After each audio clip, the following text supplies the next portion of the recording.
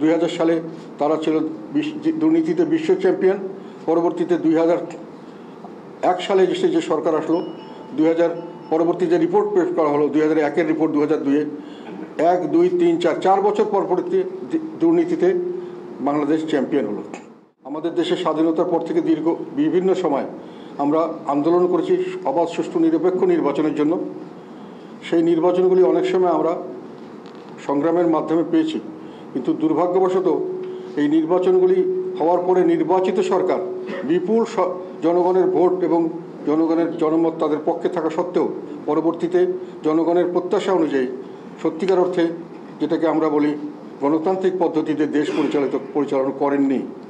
এবং সেটার কারণ হলো আমাদের নির্বাচন, আমাদের সংবিধান, আমাদের শাসন পদ্ধতিতে নানান ধরনের ত্রুটি আছে, যেটা আমরা লক্ষ্য করেছি, যার কারণে এক ব্যক্তির হাতে, প্রধানমন্ত্রীর হাতে সমস্ত ক্ষমতাকে কেন্দ্রীভূত করা হয়েছে। এবং প্রধানমন্ত্রীর শুধু রাষ্ট্রীয় স্তম্ভের মধ্যে নির্বাহী বিভাগ নন, তার অধীনে আমাদের সংসদ 100% এই দুটো তার অধীনে, এবং বিচার বিভাগ প্রায় বলা যায় শতকরা 95 থেকে 99% নিয়ন্ত্রণ করতে সক্ষম হন। এবং দলীয়করণের মাধ্যমে উনি সংবিধানের বর্তমান পরিস্থিতিতে সমস্ত সাংবিধানিক প্রতিষ্ঠানগুলিকে নিজেদের দলীয় লোক সেখানে দিয়ে সেগুলোকে সম্পূর্ণভাবে একটা দলীয় অঙ্গ সংগঠনের মতো ব্যবহার করতে পারেন। জনগণের কোনোখানে আশ্রয় নেওয়ার জায়গা থাকে না। সেই কারণেই জনগণ এটা চেয়েছে, আমরা এর সঙ্গে একমত। আমরাও মনে করি নির্বাচন ব্যবস্থা সুষ্ঠু করতে হবে, সঙ্গে সঙ্গে পরবর্তী শাসনতন্ত্র ব্যবস্থাও সুষ্ঠু করতে হবে। এখানে আমি একটু বিস্তারিতভাবে আরেকটা কথা বলতে চাই।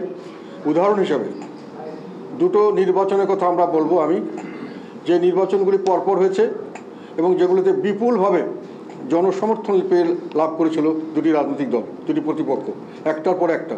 অষ্টম সংসদ 2001 সালে গঠন হয়েছে। সেই নির্বাচনে তার 4 দলীয় জোট বিএনপি নেতৃত্বাধীন অ্যাবসলিউট মেজরিটি, 2/3 মেজরিটি তারা লাভ করতে সক্ষম হয়েছিল এবং জনগণের মোটামুটি গ্রহণযোগ্য, এটা ফেয়ার নির্বাচনের ব্যাপারে দেশে বিদেশে এটা গ্রহণযোগ্য ছিল। কিন্তু তার পরবর্তীতে সেই সরকারের আমলে যেটা আমরা লক্ষ্য করেছি, যে এর আগের সরকার আওয়ামী লীগ ছেড়ে যাওয়ার সময় শেষ বছরটি 2000 সালে তারা ছিল দুর্নীতিতে বিশ্ব চ্যাম্পিয়ন। পরবর্তীতে 2001 সালে যে সরকার আসলো, 2000 পরবর্তী যে রিপোর্ট পেশ করা হলো 2001-এর রিপোর্ট 2002-এ 1, 2, 3, 4 বছর পরবর্তী দুর্নীতিতে বাংলাদেশ চ্যাম্পিয়ন হলো। এবং এইটাও আমরা তখন লক্ষ্য করলাম যে র্যাব গঠিত করা হয়েছিল এবং র্যাবের মাধ্যমে বিচার বহির্ভূত হত্যাকাণ্ড তখন শুরু করা হয়েছিল। থার্ড হলো দলীয়করণ। তৎকালীন সময়েও দলীয়করণ শুরু করা হয়েছিল বিভিন্ন অফিস আদালত, ব্যবসা বাণিজ্যে, এবং দলীয়করণের এসবের কারণে জনগণ বীতশ্রদ্ধ হয়েছিল এবং জনগণ তাদের দিকে মুখ ফিরিয়ে নিয়েছিল।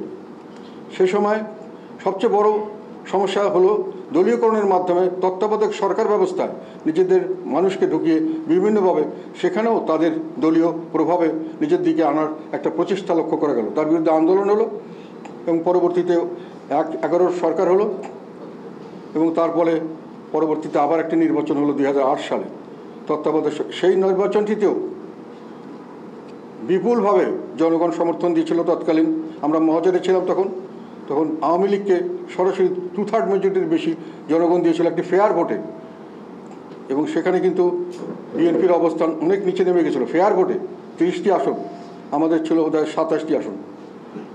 আমরা তখন আওয়ামী লীগ 2/3 মেজরিটি পেয়েছিল কারো সমর্থন ছাড়াই।